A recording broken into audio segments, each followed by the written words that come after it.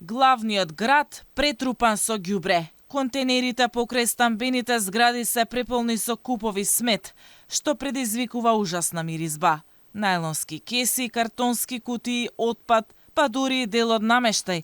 Беше реалната слика пред речиси сите згради во центарот на градот, па и пошироко во околните населени места.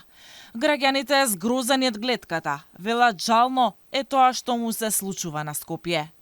Видов таму едни ѓубришта, сосема ми е до. А тоа не е оправдание, Без речи су.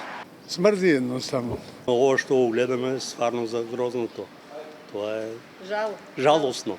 Инаку вработените на јавното предпријатие Комунална хигиена синоќа излегоа на протест со барања за повисоки плати и враќање на отпуштените колеги од работа.